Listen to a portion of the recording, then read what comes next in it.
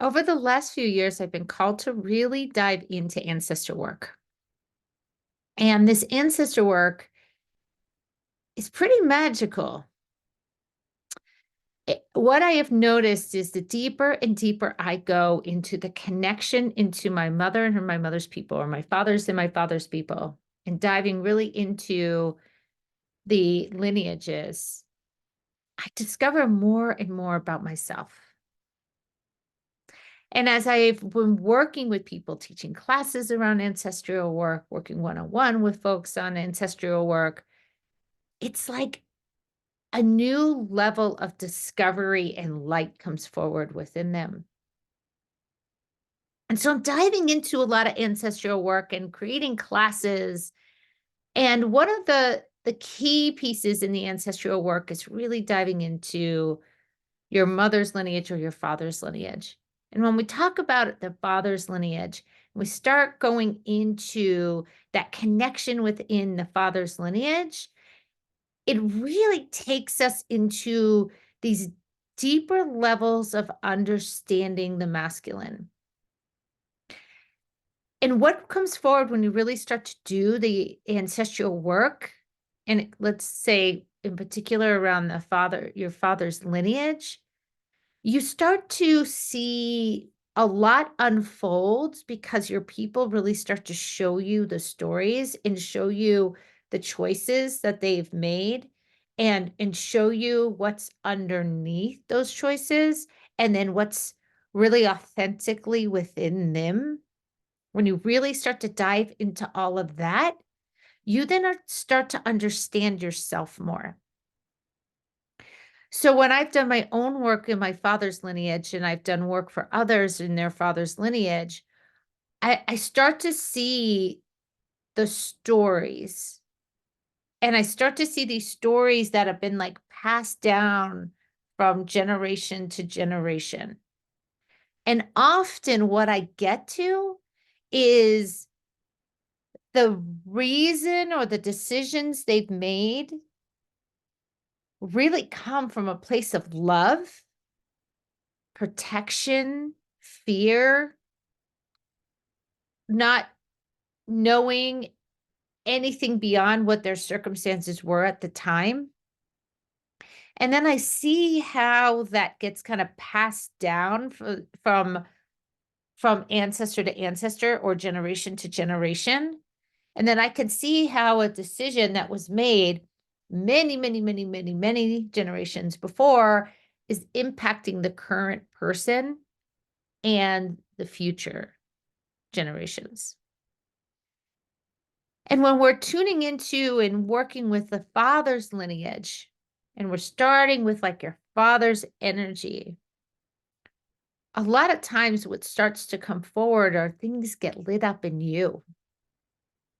And you'll start to feel certain emotions come forward, maybe kind of what you have lived, the history you've lived with your father or not lived with your father, the emotions you have with your father, the emotions you felt as a child around your father or with your father will start to come up. And then we can get underneath and get underneath. And then what starts to happen is there's like this frequency that starts to come to together where it shows kind of like the frequency from the father going into you and then you going into your father. And it's this pretty magical experience when you really start getting into the lineage stuff.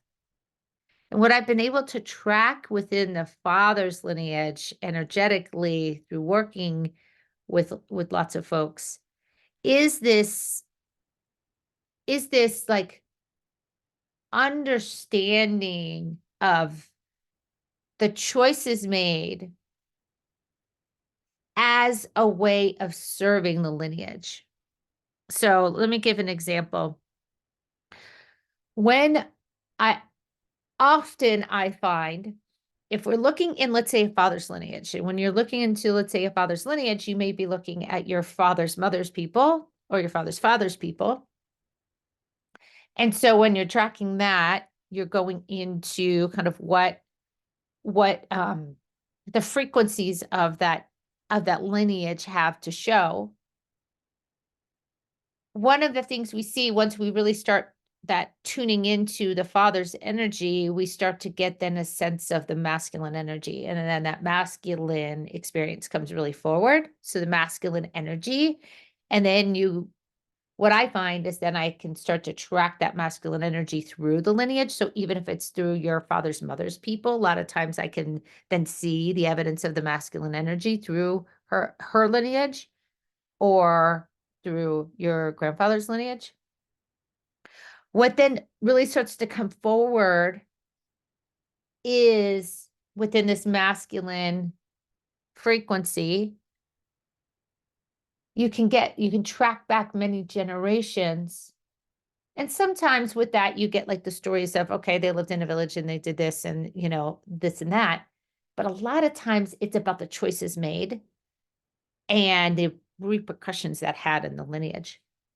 So let's say, and this has happened many times in ancestral work where you'll track back something and you'll see that a choice had been made to protect the family.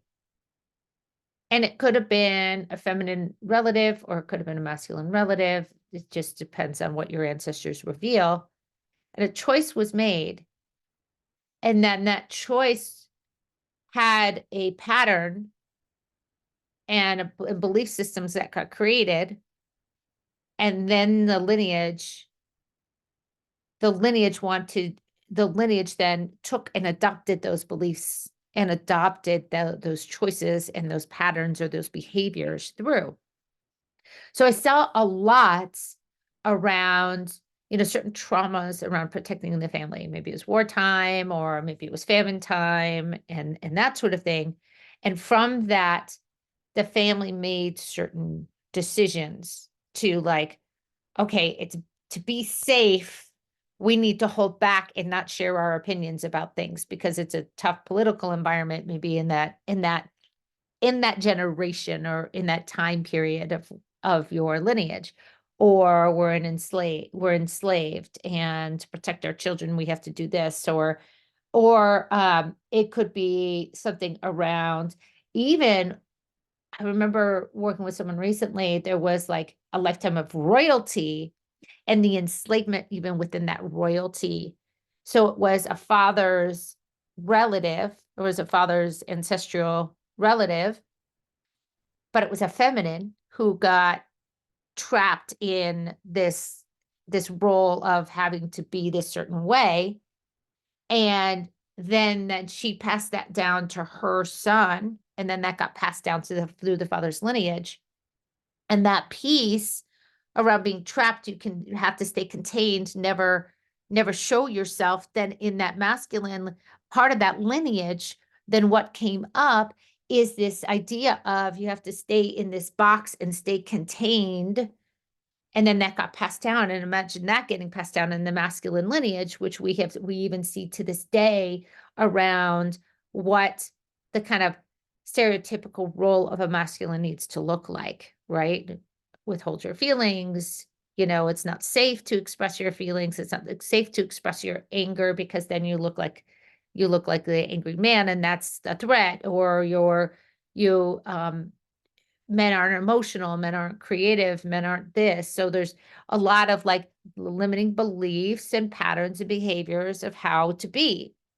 One of the things through a lot of my work in this lineage piece has been to watch like what the masculine in the lineage really wanted to express. So a lot of times when you start to really tap into the ancestors, they start to bring their truths forward. Their true nature, their core essence, their soul essence, who they really are, starts to come forward. And then they show you what they really want it to be.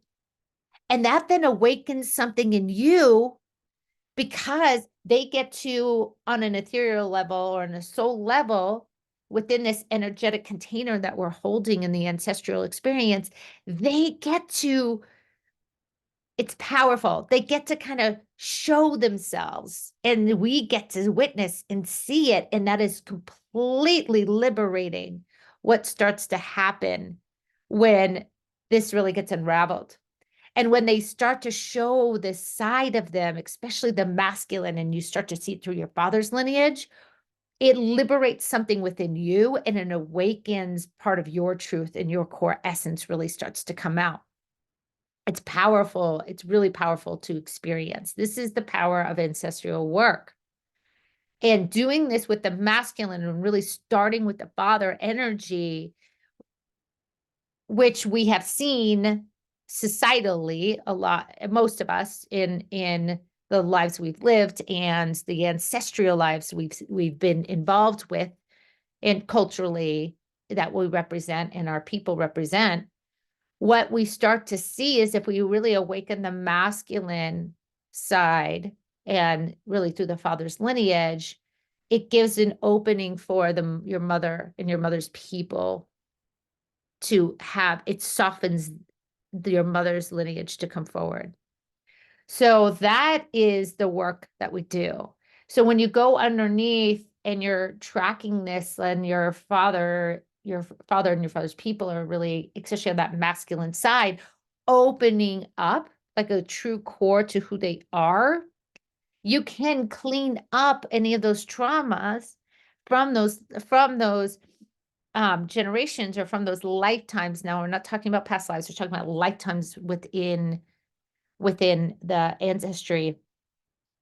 We can then clear out those limiting beliefs. We can see them. We can see the patterns. We can see that trauma of that lifetime where the ancestor made a decision to protect and contain. Or let's say the ancestor made a decision okay, an ancestor like said, okay, we're shutting down our compassionate side, and we're going to lock compassion away to stay safe. So we keep compassion locked in, and then through the lineage, it becomes a lineage of people in your family, in your generation to generation, that's very stern and very strict and very like, and you can use the word contained, but like not having that sensitivity and tapped into the emotional side, but the sensitivity and not being compassionate. So then that gets passed down. But that was a choice that was made long time ago through your lineage. And that we can reclaim the passion, this like soul aspect of yourself and your family's lineage, to hide that away. And so then you can reclaim that compassion, bring it back forward into the lineage, bring it through. And when you start to do that, then you can really start to see what really unfolds. And you start to feel and see your ancestors lighting up, like liberating, because you're liberating them. You're cleaning up this old trauma that, even though they have passed and may have come into a new lifetime or a new body or whatever you believe, what then happens is it liberates something within their being, within them, that then allows them to show up more in truth. So if you're really being called to do ancestral work, this is a better understanding of what it looks like. And we're bringing this forward at Lightbody Academy because it is so powerful. To me, I feel like it's a really key piece to our liberation, to our healing, and into the spiritual side of the work that a lot of us are being called to do.